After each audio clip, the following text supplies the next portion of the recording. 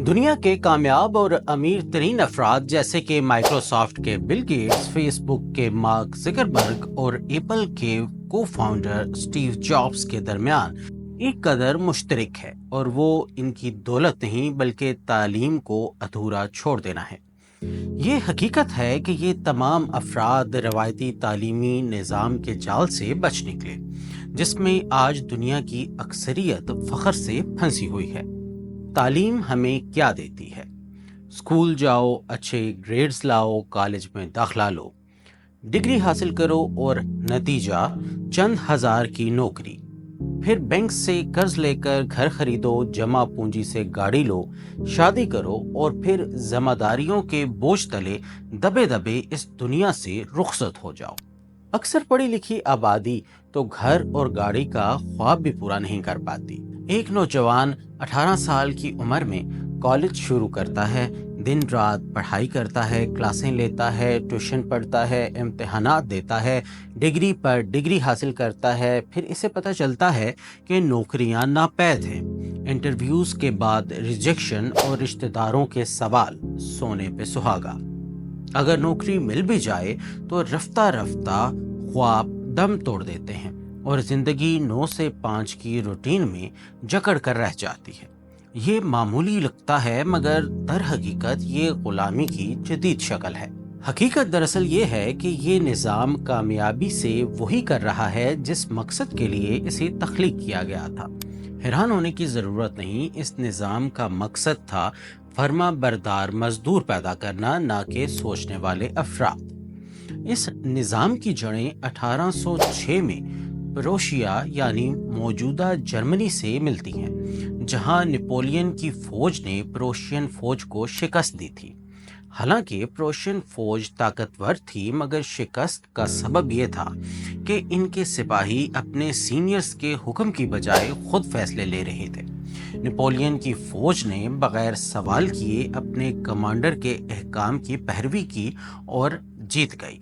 ये वाकया प्रोशियन हुक्मरानों के लिए एक झंझोड़ने वाला लम्हा था। उन्होंने सोचा, अगर हमें ऐसी फौज और मुआशरा चाहिए जो बगैर सवाल किए हुक्म माने, तो हमें ऐसा निज़ाम तालीम दरकार है जो सोचने की ताकत ही छीन ले। यूं प्रोशियन एजुकेशन सिस्टम की बुनियाद रखी गई।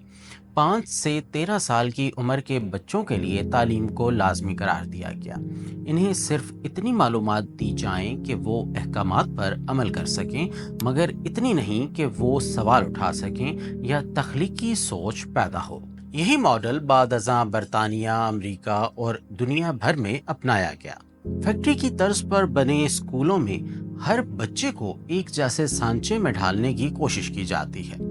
घंटी बजती है, क्लास बदलती है और सबको एक ही निसाब, एक ही इम्तिहान और एक ही मंजिल दी जाती है, यानी नौकरी। अब आते हैं लॉर्ड मैकाले पर। 1835 में लॉर्ड मैकाले ने मिनट ऑन इंडियन एजुकेशन तहरीर किया।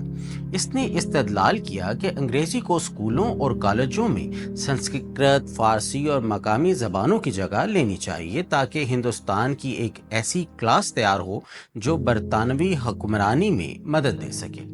मैकाले ने इशराफिया को तालीम देने की तजवीज़ दी।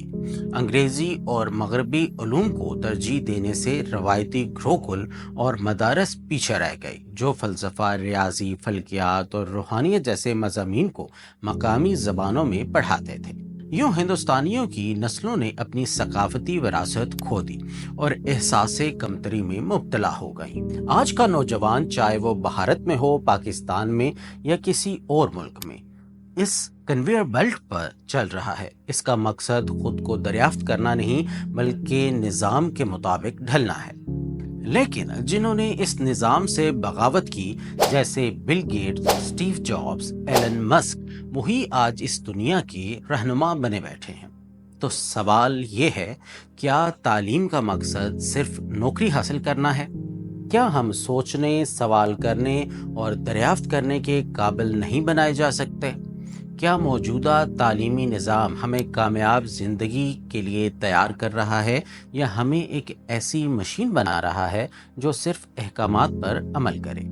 وقت آ چکا ہے ہم اس فریب کو پہچانیں اور ایسی تعلیم کو فروغ دیں جو فطری صلاحیتوں، تخلیقی سوچ اور آزادی فکر پر مبنی ہو۔